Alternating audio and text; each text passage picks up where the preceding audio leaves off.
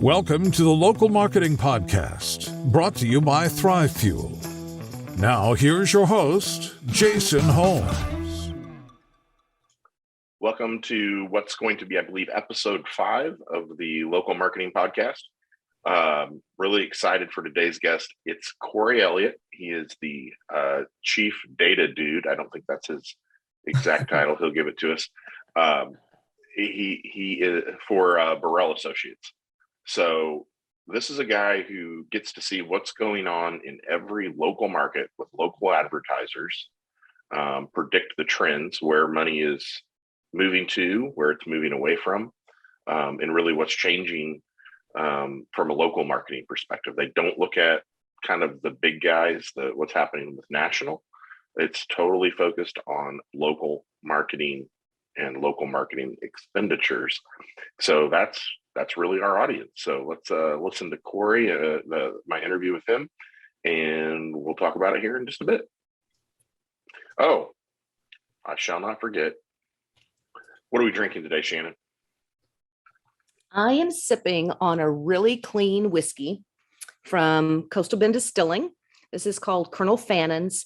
It's what I call a summer whiskey. I don't even know if that's a thing. I've only recently been getting into whiskey appreciation, but it's very, it's light, it's crisp. The honey notes are prominent, and it has a great oak finish. But they're out of South Texas in the Beeville area.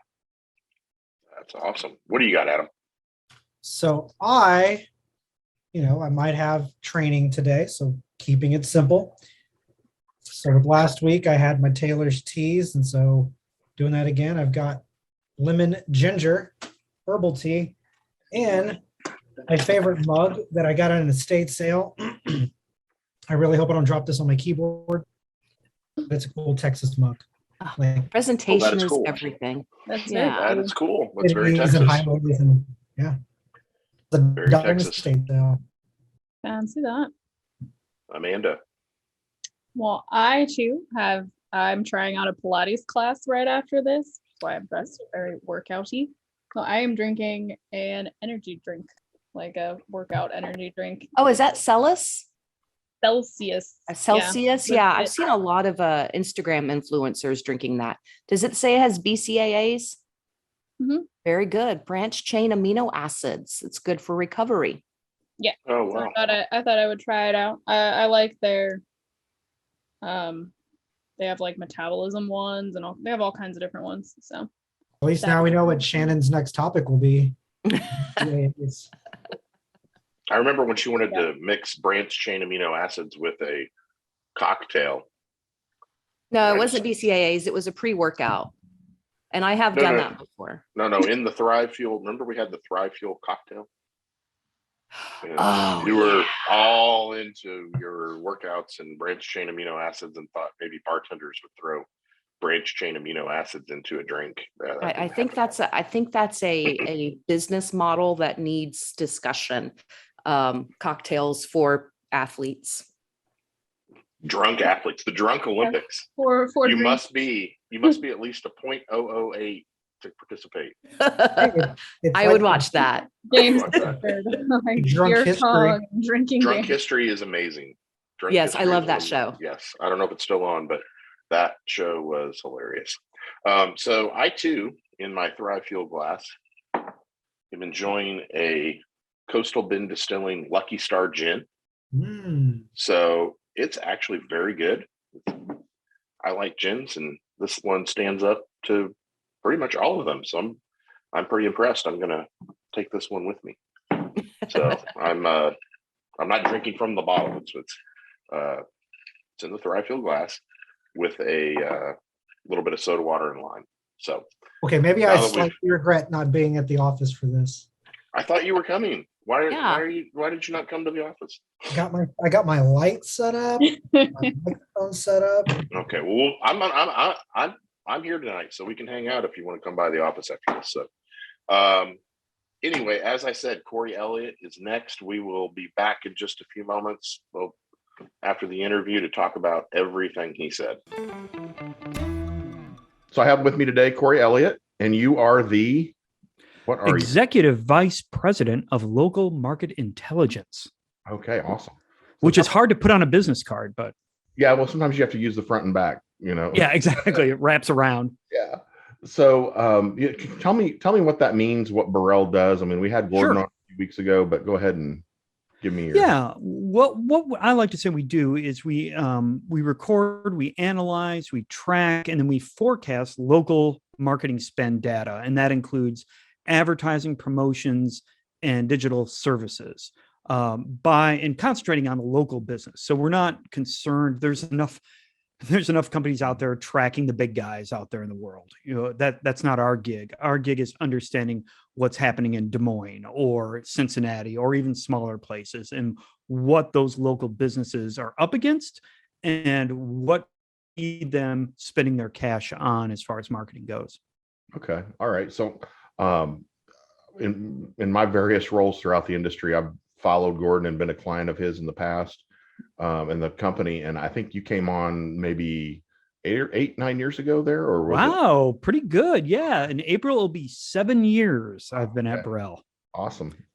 All right. So what did you do before? What attracted you to this particular industry? Sure. Well, back in my 20s, I was going to be in LA. I was going to be in the movies. Well, not in the movies, but I was out in LA trying to work in movies, and it just wasn't going anywhere.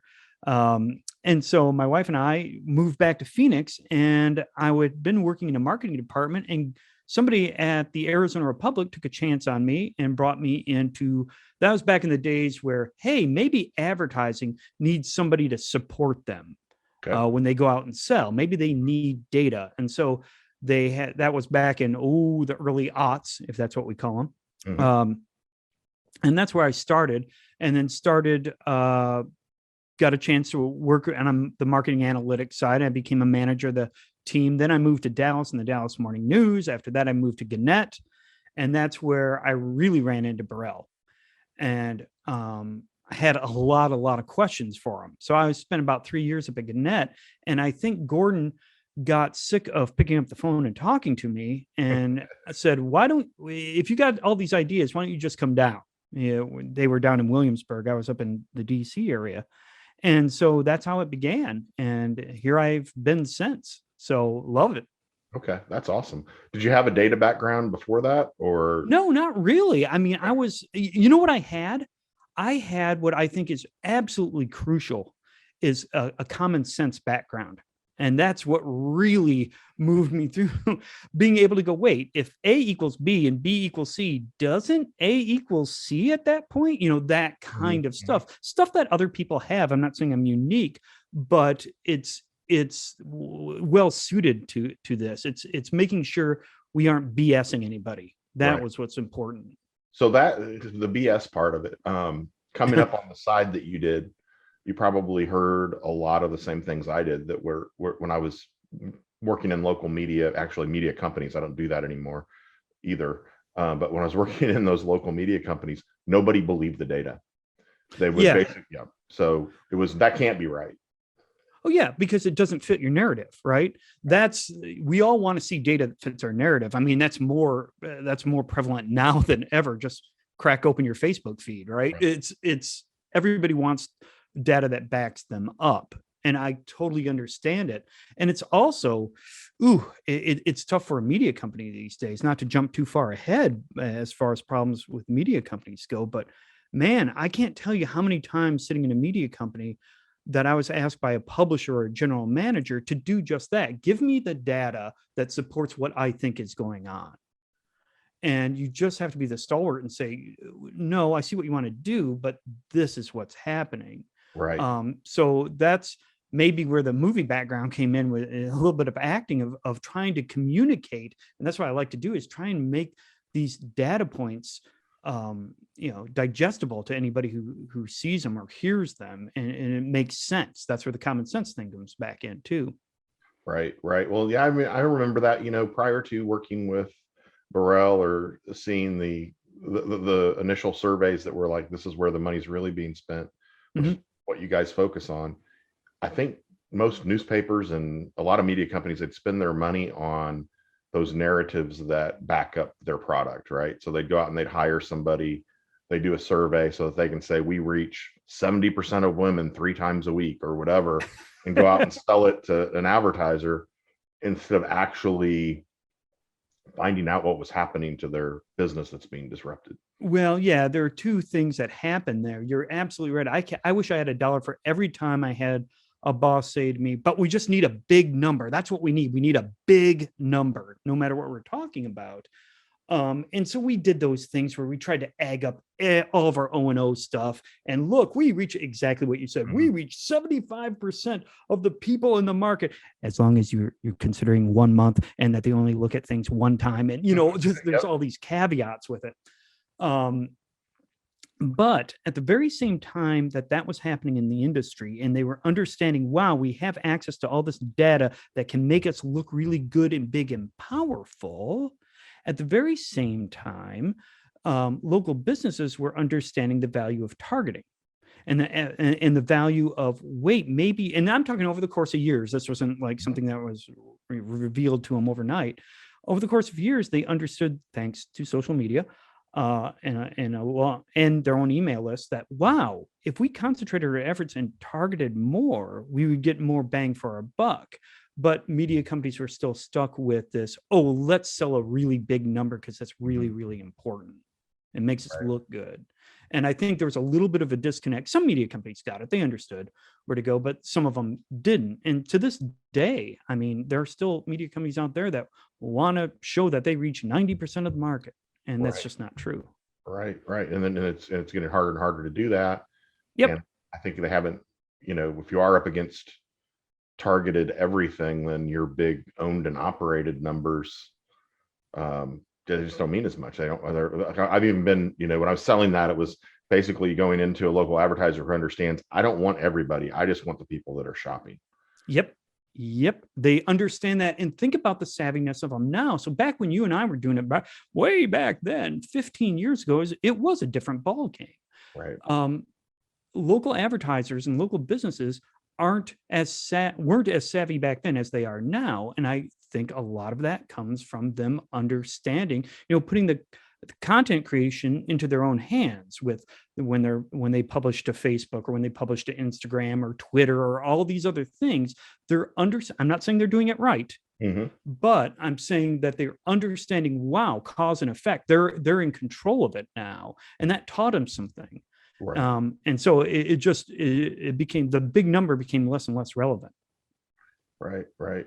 So since switching over from kind of the media side and being asked to do those things and taking on this role, what surprised you the most about this? What surprised me the most is one of the comments, if your listeners are familiar with Borrell, one of the comments we get when you look at our numbers is that they're big numbers.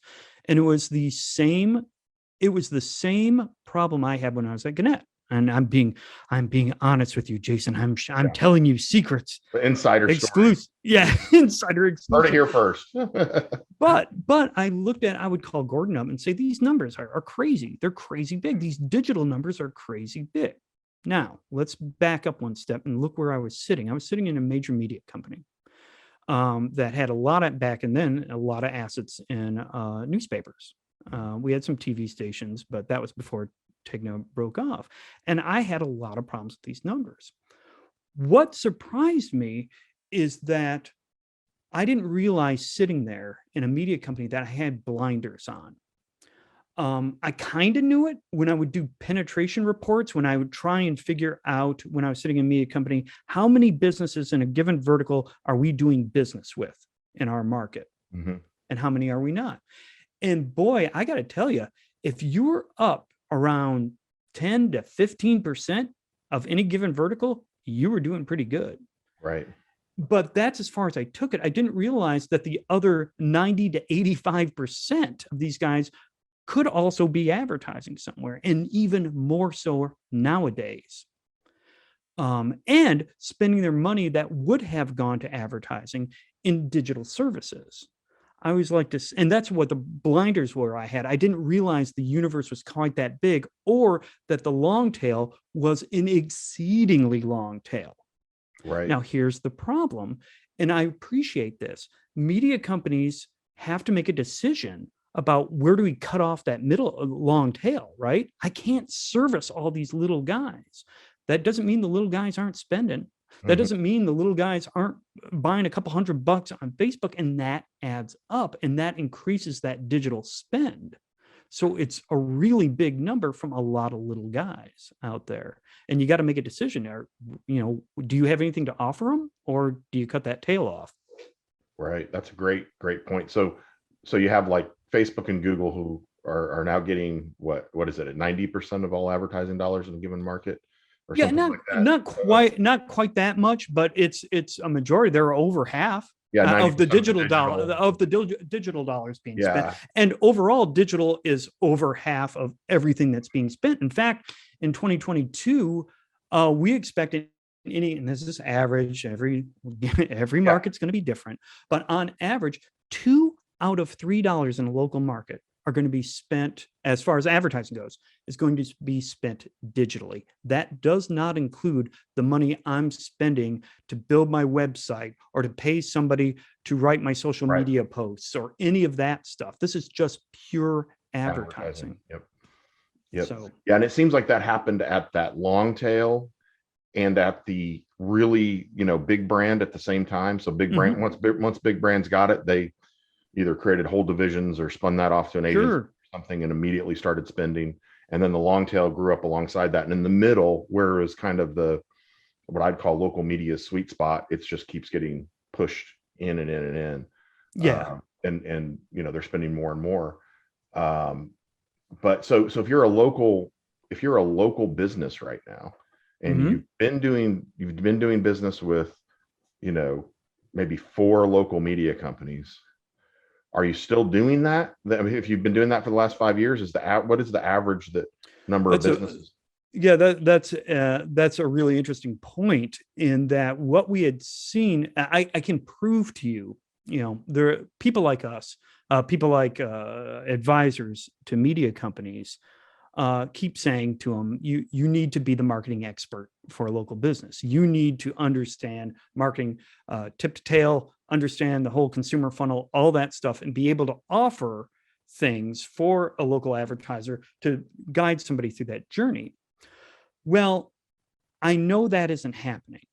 And how I know that's not happening is because when we poll our local advertisers, because we have an SMB panel of a couple thousand local advertisers, and we ask them different questions every month. And these guys are great and answer our questions. And what we're seeing is, especially when we ask, how many different kinds of media did you buy? And how many media companies did you buy from? If they were relying on one media company for everything, it would be a 1-to-many ratio, right? I'm buying 5 different kinds of media. I deal with one company. That isn't what's happening. We're seeing I buy 5 different kinds of media. I deal with 5 different companies. Ooh, okay. So they being local businesses are still trying to piecemeal this stuff themselves. And here's the kicker. The majority of them, 60% of them, are not marketing novices. They don't have the marketing chops, and that's not a slight on them at all. Yeah, I don't have time to understand a consumer funnel. I don't know. Sure, that sounds great, but you want to help me unload the pallet in the back? They've got other things they've got to do. And every time we say this, and it just tires me, Jason. Every time we say this to a local media company, you've got to be a marketing expert and bring all of the wares out and understand. Well, we get a lot of head nods like, yeah, we sure do. Yep, we do. And at the end of the day, which is a hackneyed phrase, but at the end of the day, they end up selling a thing and a thing and a thing, because that's what they're under pressure to do. Right. That's all they've ever done. Yeah, right. It's at the end of the day, I've got to sell something because I've got to make a goal, and we got to sell that weather sponsorship or fill in the blank. Whatever. Is there a media company that gets it more, like not a specific company, but a vertical, or like radio or TV? Or well, that's the interesting thing. I think radio is really poised to take advantage of what's happening, because if you think about. Now, going back to 2000, if you think about the disruption of the internet, of the series of tubes, the internets over the years, the first thing that got hit was Yellow Pages, right? Because that's where the Craigslist came in and all of that devastated Yellow Pages. They were the first ones to get hit. And we're going to get back to Yellow Pages here in a second. Then it moved over to newspapers. Newspapers were the second ones to really get hit, and a lot of newspapers decided, oh, we're just going to throw the stories up on the web. Who cares, And that was a critical mistake there. Then TV got hit because of the can't say the word. Because of all the video that's available online. Yeah. Thank you. Prevalence of video online. I think radio, because even though you can make an argument that podcast and digital audio is taking off, which it absolutely is, no question, but they had time to see this affect all the other different local media. And had time to prepare for it, because the wave was going to come. It's a flood. It's going to take them over, but they were the highest up on the hill. It was going to hit them last. So yeah, I'm not going to name, but take a look at talk about different radio groups. Some are embracing it and understanding that, wow, we are no longer a radio company or a radio and digital radio company. We are a marketing company, and we can get you communicating to the people you need to communicate to. And they had the longest runway, is I guess what I was saying. Yeah. Well, I mean, my question on that is, because it is interesting. I kind of feel like radio account executives have always kind of sold nothing. It's kind of hard to, it was always hard to quantify, even more than TV, because there's so many spots usually spread across so many stations. It's hard to get a real share of that. And they're good salespeople. They seem to be very good salespeople compared to other local media companies. But then to go into, say, an auto dealer and try to sell them a radio program when every car that leaves that lot comes with Sirius and it comes with satellite radio, and comes with CarPlay and Android Auto and all of that, it's a tough spot, right? So they've got to have something else to sell. Yeah, and a lot of them do. They're investing in small startups and digital agencies and things like that, where they can do a lot more for a client and say to them, I'm not going to sell you a spot. I'm going to sell you a customer. I'm going to bring a customer in. This is what we're going to do. And this is how we're going to do it. And here are all the touch points. Because nowadays, and I like to use this analogy, think of a local business that just started, right? They're opening their doors and they've got their first dollar to spend on promoting themselves.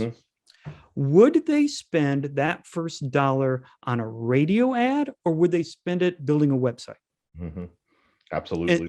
And you can keep putting digital services up against what you and I know as traditional advertising, and damn near every time digital services are going to win. And by digital services, I'm talking about all those things that we all now take for granted: websites and email lists and blog posts and social media and all that stuff, and CRMs and all that stuff.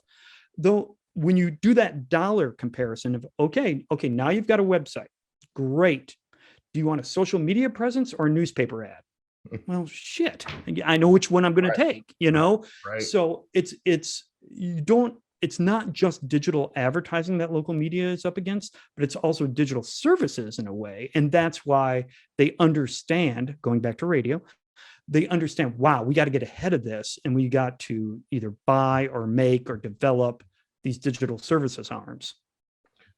Yeah, I mean, and we kind of come up against that as a digital agency, in that we meet with people who don't have those building blocks. They don't have they don't have a website that converts. They don't have a social media presence. They don't have really, their directory listings are all messed up, all that stuff. And so usually the prescription is you fix all that stuff before you spend $1 in advertising. You're damn right. You're damn right. They never used, it would almost be like, back in the day, a restaurant advertising with the newspaper before it had tables. Yeah, can't service the customer. That's exactly right. And remember, I know I'm going to harp on this, but remember, even though local businesses and local advertisers might not be marketing pros, they know a hell of a lot more than they did 15 years ago. Even they know it because they've experienced it.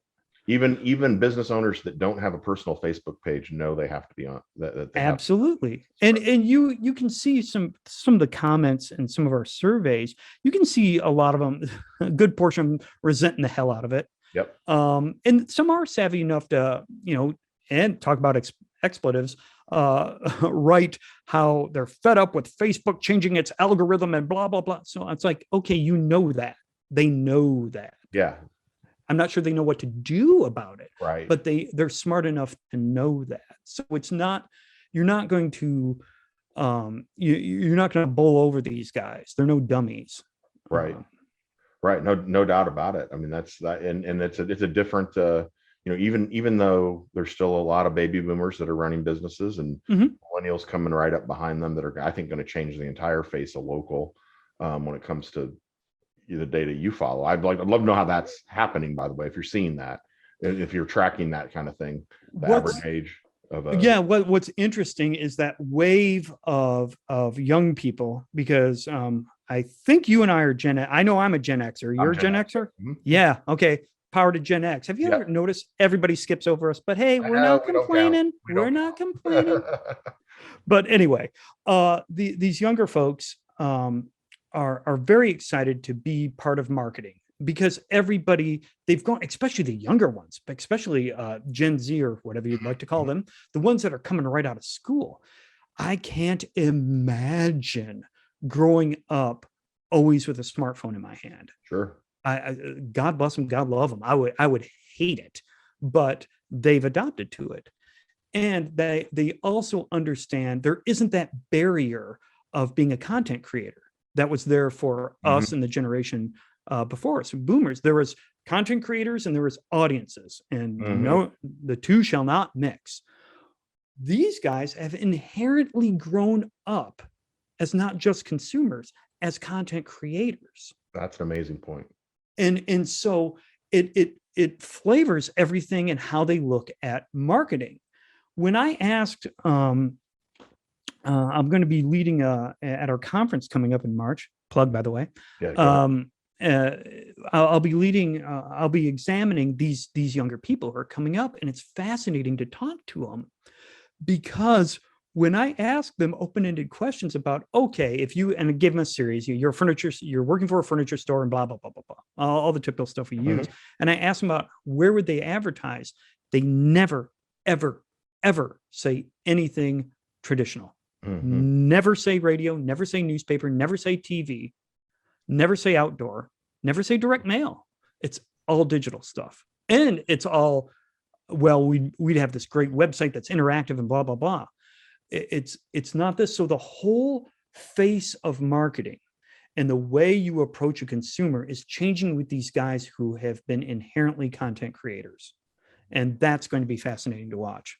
That is a great point, because I hadn't thought of it that way. Audiences and content creators, and that's it. So wow. That's awesome.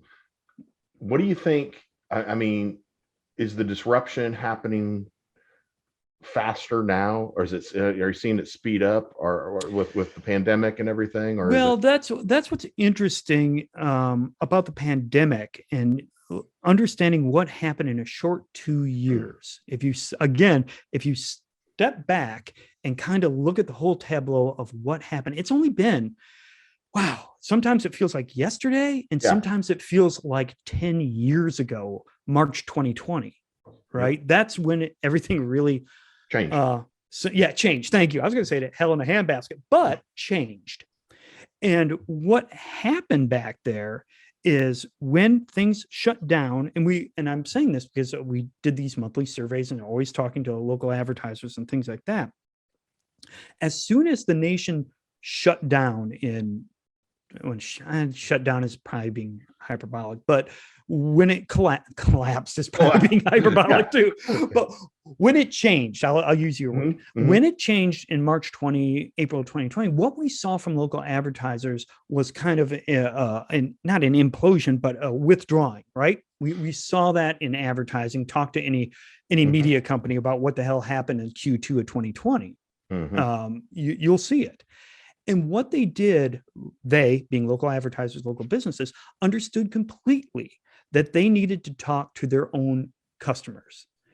The focus became all about how do I communicate with my current customer base. I can't afford to look for new customers right now because I got to let these guys know if I'm open, if I have curbside, what kind of Right.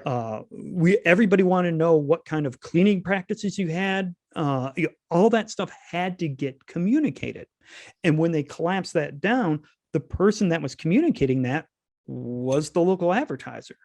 So talking about that content creation, they understood the importance and the value of creating content through, hey, we're going to be open. We're doing a deep clean every Tuesday, that kind of stuff. They understood that they had to do that.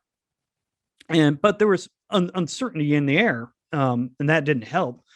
So like I said, there was a contraction about things that they could control. And that's why you see an uptick in Facebook and Twitter and Instagram and emails. But it was all focused on current customers. But now here's the interesting thing that happened in 2020 for some businesses. Some businesses had a flippin' great 2020. Awesome 2020. Grocery stores come to mind. I was like this story too. Bookstores friggin' collapsed in 2020. I know people are probably scratching their heads going, bookstores, they're still around, but it's a category. Yeah. They collapsed in 2020. Went away. Hell, I live in Williamsburg, Virginia, and we had 2 local bookstores shut down in 2020. Gone. Wow. They're gone. But you know what had a great 2020? Liquor stores had a phenomenal 2020. So I like to say in 2020, we gave up reading and started drinking. That's basically how you sum up 2020. Streaming and drinking, right? Yeah, exactly. But then we headed into the election. And in November of 2020, 43%, I have this written down, 43% of S&Ps thought the economic conditions were going to get worse in the next 6 months. Okay. So I was like, oh, damn. And then January 6, 2021 happened. And no matter what side of the political spectrum you're on, it was a pretty dark day for America. And that led to a lot of uncertainty too. But as we continued into the summer of 2021, things started to look better. COVID numbers went down. Things were starting to get back to normal. And in 2021, things were getting better. And we saw that in sometimes depending on the category, retail sales didn't actually come back down to where they should be. They were still inflated. Things were happening. It was looking really good. And then friggin' Delta hit. Right. And that caused almost immediately the skepticism about the future came back. But there was one difference than before that same time in 2020. And it was the attitude about ad budgets. So again, we saw the skepticism about the future go up, but we didn't see the parallel, I'm going to withdraw my ad budgets now. There's like, hey, I don't know what the hell is going to happen in the next 6 months, but 29% of us, we're going to increase our ad budgets in the next 6 months. Wow. And that was a significant change. So that means to me, local businesses, or at least some local businesses, are saying, look, I've been 2 years of a volatile economy. Of not being able to really predict what the hell is going to happen, but I got to put food on the table, and I am smart enough to know that marketing is part of that, and I've got to spend. Well, they can't lose market share. They can't afford to lose market share. No, they can't. They can't afford to lose market share, but they know that there's no one magic bullet. And the other thing that I think is cool is that we've seen in the past 2 years. You were talking about what happened. Has the pandemic changed anything? We saw the share, we talked about this. We saw the share of what I spend on digital versus non-digital take kind of a leap down to $2 out of $3. We got that. But we also see a sentiment from local advertisers about, you know what, I want to change my mix up. And I want to try something different. And a lot of them are open to that. They just don't know what.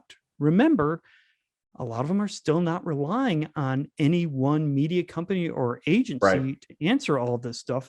They want to change stuff up, but they don't know where to go. They're going to try different things. So it's going to be a little bit of an experiment, I think, in 2022. Yeah, I mean, a lot of good indicators, depending on what I guess happens with Omicron. Now, I think I saw we had 1 million cases reported today. Yeah, So it's out of control, man. Yeah, It's out of control. Absolutely, but we're not seeing the same level of freak out, because I think people are they're just done with the freak out to some degree, it seems like. Yeah, I think they are. I think everybody's tired. We're all tired. We're just tired. But there's enough people out there who are tired of it, but aren't going to be stupid about anything. But at the same time, we're talking about a virus that is really easy to spread. Will make hopefully not make. Hopefully, I was about to say hopefully it'll make everybody sick. That isn't what I meant. That's going to be taken out of context. Corey wants everyone to be sick. No.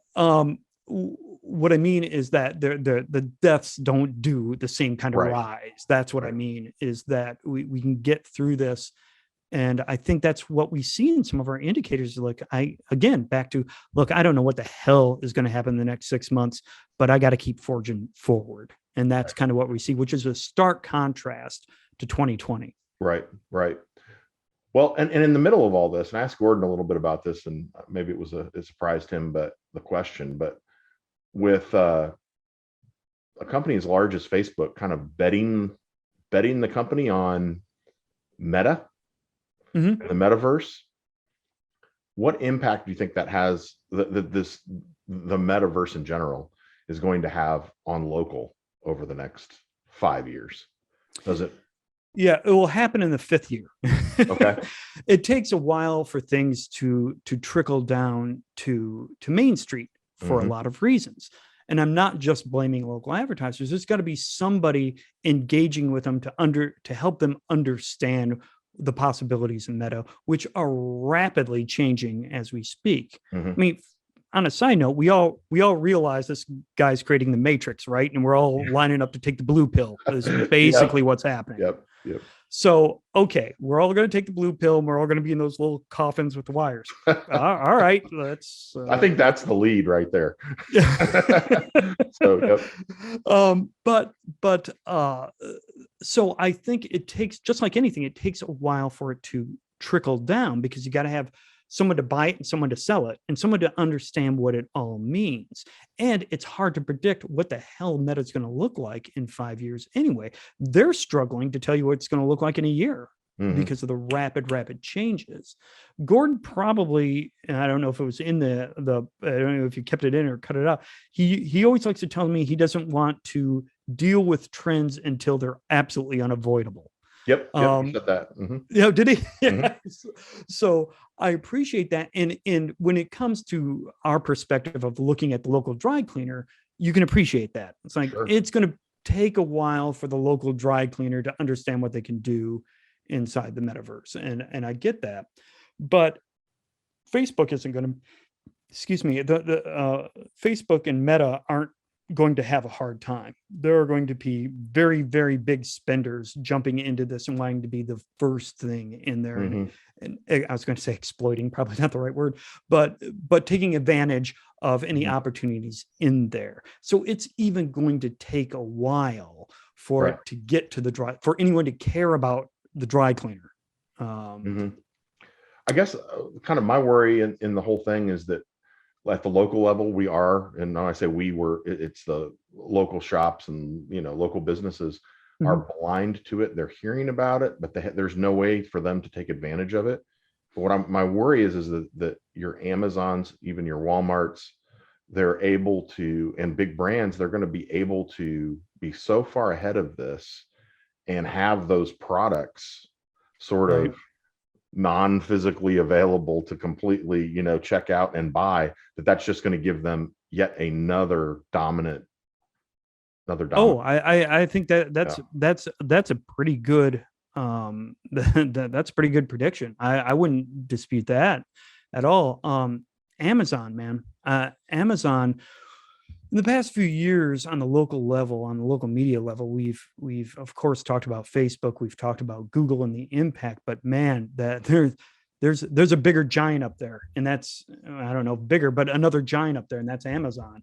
And once it sets its sights on the local market, it's going to be tough to unpin them. That's why, if you don't mind me pontificating some more, Yes. that's why whoever understands the local market, and by local market, I mean the neighbor, I mean the people who drive your business, assuming you're a business that isn't 100% e-commerce, because if you are, then local doesn't mean a damn thing to you, right? Or Right. yeah. But if you're a restaurant, or if you're some experiential thing that you have to come to partake in, local becomes all important. I think it's going to, I'm not saying it can happen. It's going to take a while before the big guys, and when they've got their sights on it too, Facebook and Google and Amazon understand and act upon what is truly local and what that means to any individual business. Yeah. They will get there, but that is the one possible advantage, at least in the next, you're talking about 5 years, that anybody local, a local agency or a local media company can kind of lean into, is like, look, we know who is in your backyard. We know what they like. We know what they want. We know what they engage in. We know all of this about your customers, and we can help you get your message. We can help you guide that customer through your personal customer journey. And they've got a limited time to do that before AI takes over and says, "No, we got it." Yeah. That's the fear, I guess. Maybe it's unavoidable. I do think that because Facebook's been out in front of this the most. I mean, I waited to even jump in and even get a VR headset because I guess I like Facebook less than the other players, and just, I was going to buy one maybe a year ago or so, or 2 years ago, before they purchased their way into the market. And I think Apple and Google will catch up in no time, but it might be Facebook that's slowing it down because people don't trust them as much as they do other tech companies, right or wrong.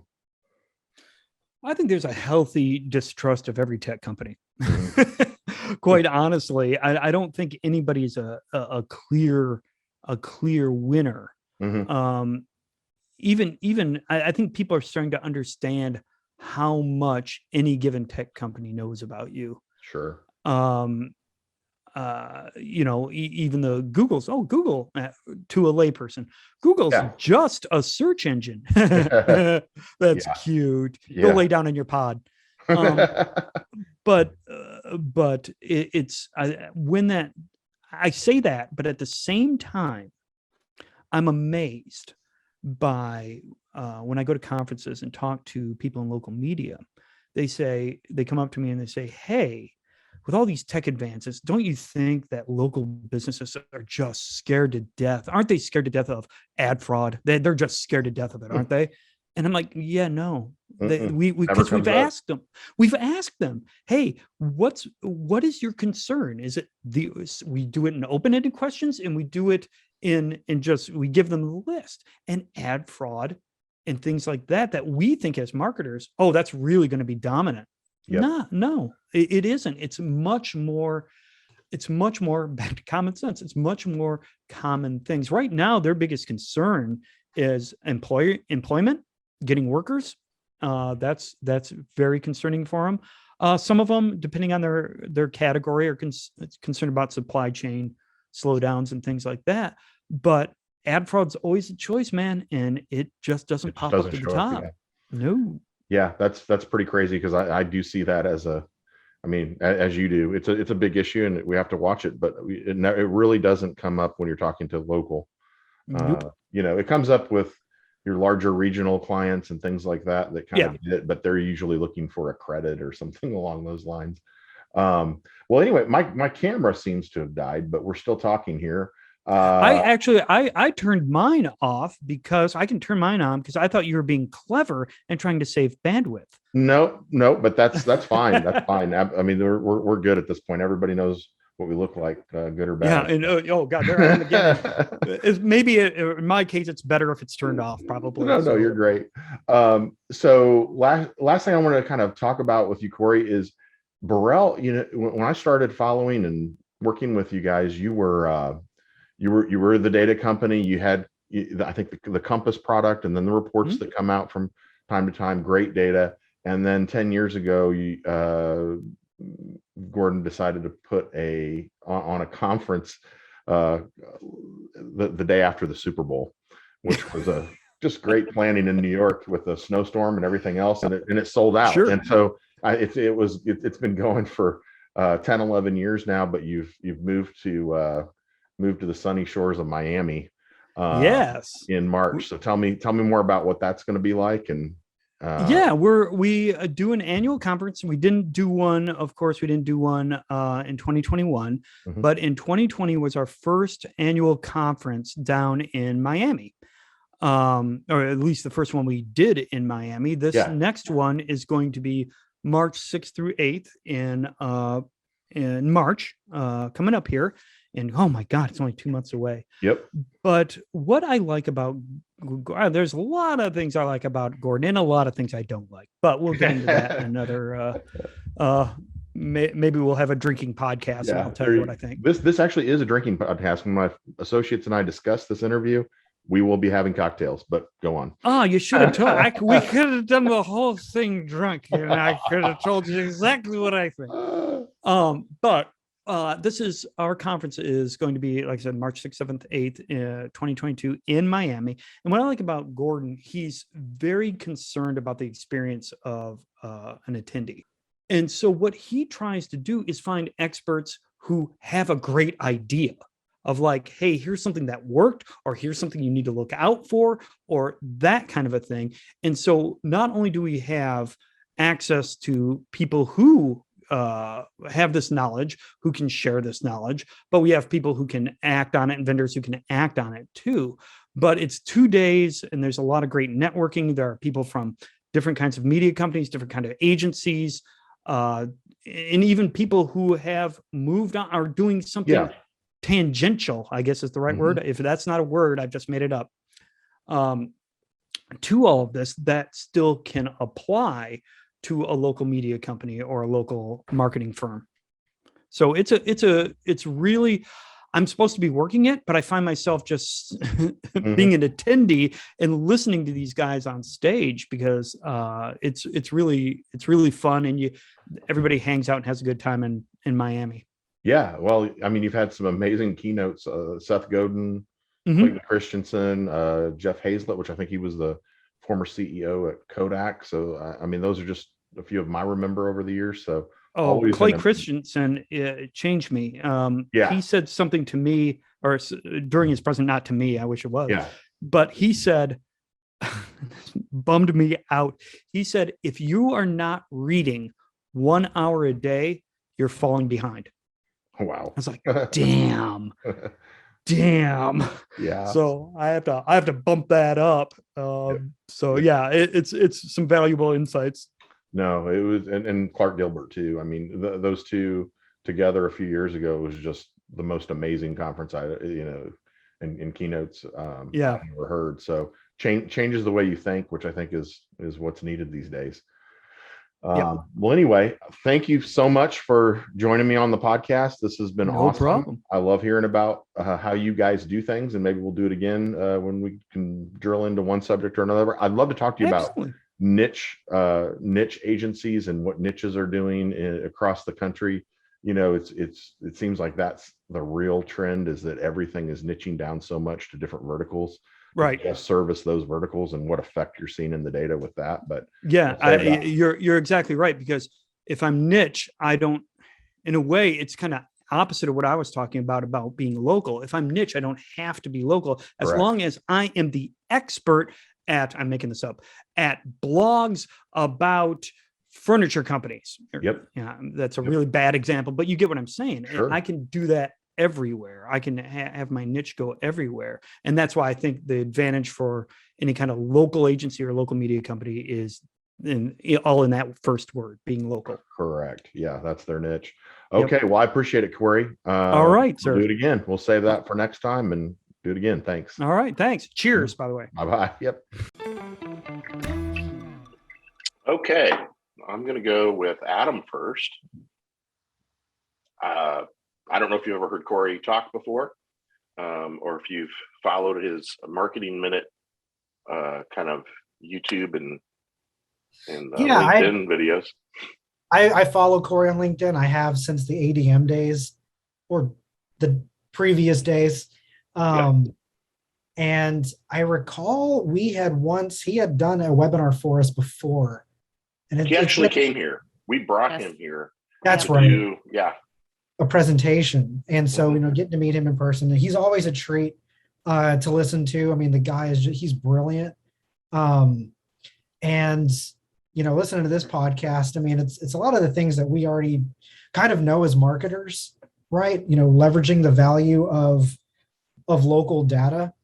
And one of the things that stood out to me the most was earlier on in his podcast, he said it's so easy to fall into the trap of getting data that fits your narrative, right? So it's almost like as either a marketer, I know he was, y'all were speaking in the context of, other types of medias and wanting data that fit their narrative, like, oh, so many people listen or read our paper a month, and it's not, I won't say fabricated, but, you created a survey to meet that conclusion, right? You're already working from this conclusion, building the data to fit that.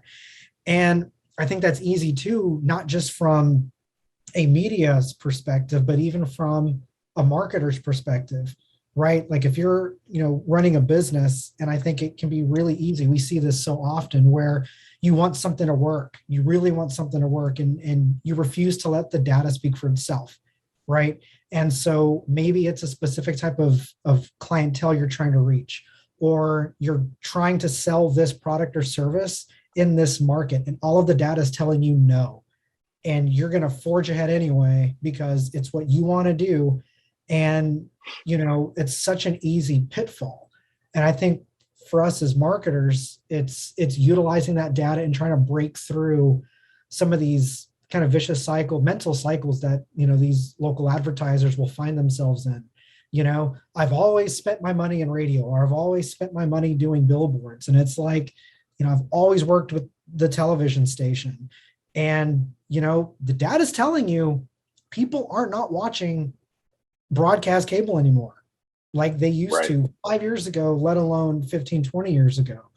And so I just thought that was a really powerful, message that he kind of touched on, and then, continued his interview, but that really did kind of stick out. And I'd be curious to hear what, Shannon and Amanda, what you guys had to say about that.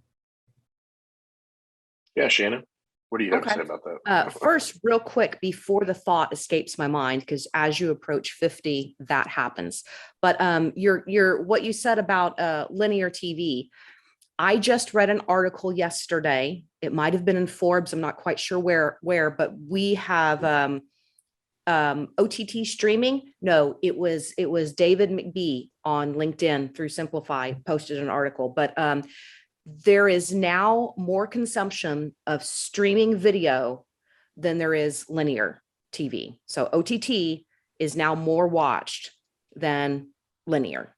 So that's kind of just to the point of what you were talking about. But what really, really just hit me in the face is when he was talking about Gen Z and how they are the generation that they haven't just consumed the internet. They have been the content creators since the very first time they got on the internet. They have been content creators, whether that is gaming on Twitch, that's on YouTube, it's on TikTok, it doesn't matter. They are content creators. And because of that, that's kind of how they expect businesses to engage with them. And I had to go back and refamiliarize myself with Gen Z in particular, kind of their age range. And so as of this taping in January 2022, from the resources I pulled, Gen Z they're aged from 7 years old to 26 years old. So it's pretty broad. You have people in their mid-20s that are business owners, or they're in the marketing field.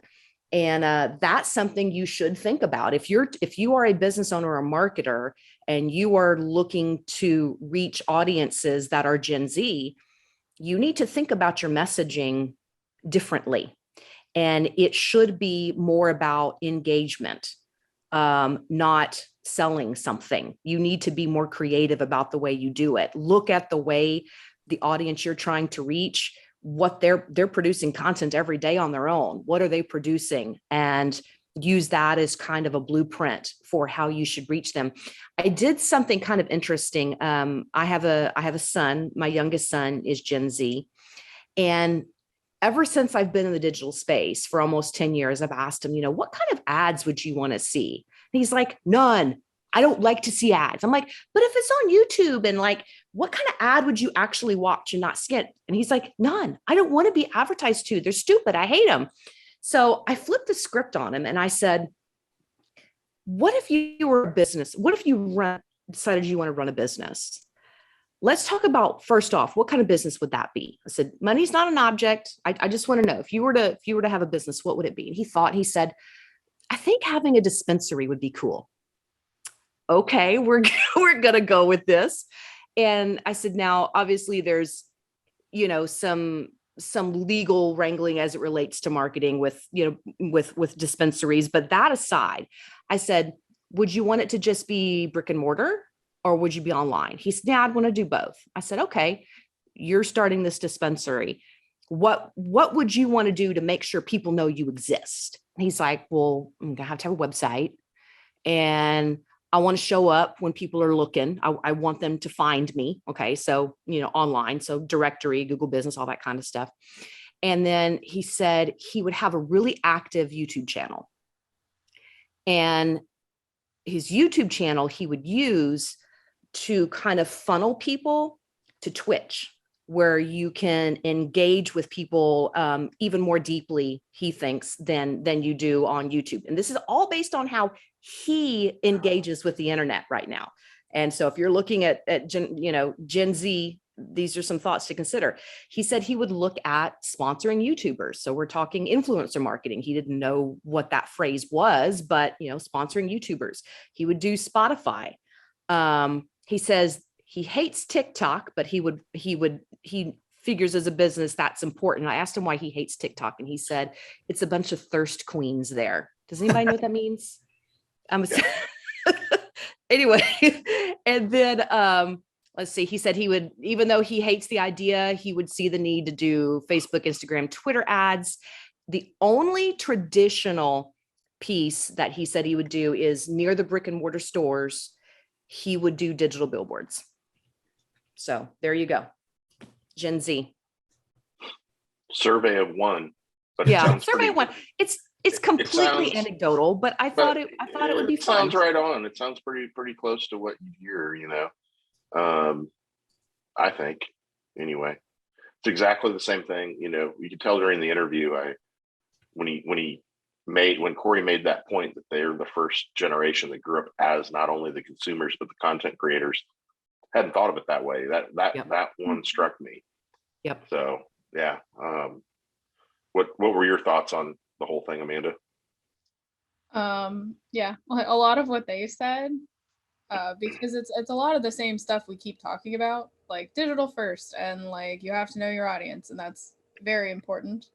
That you have to know who your audience is before you even advertise, because like he was saying, Gen Z is a particular type of audience, and they don't want ads. I mean, neither do millennials too. I mean, we know what they are there, and we don't want to see them. So your advertising can't be advertising anymore. It's not the way it was like 20 years ago, and you put an ad in the paper and people were like, cool, all right, stuff to look at. Yeah, saw you in the paper. No, that doesn't happen.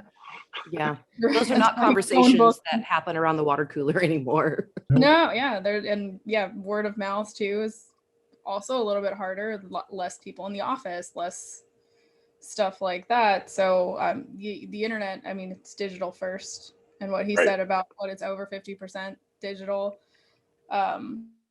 is where your dollars are, and that's not even including services. That's just including like just ad spend. So you really have to think about, like, when you're doing your marketing budget, that digital is where it's at, and you need to put a lot behind your ad spend, not just because you're competing with a huge market too. Right. Other people spending.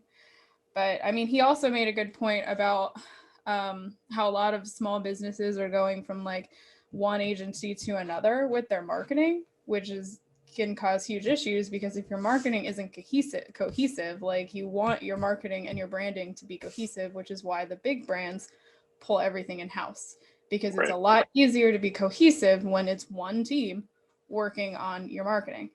So you would want that.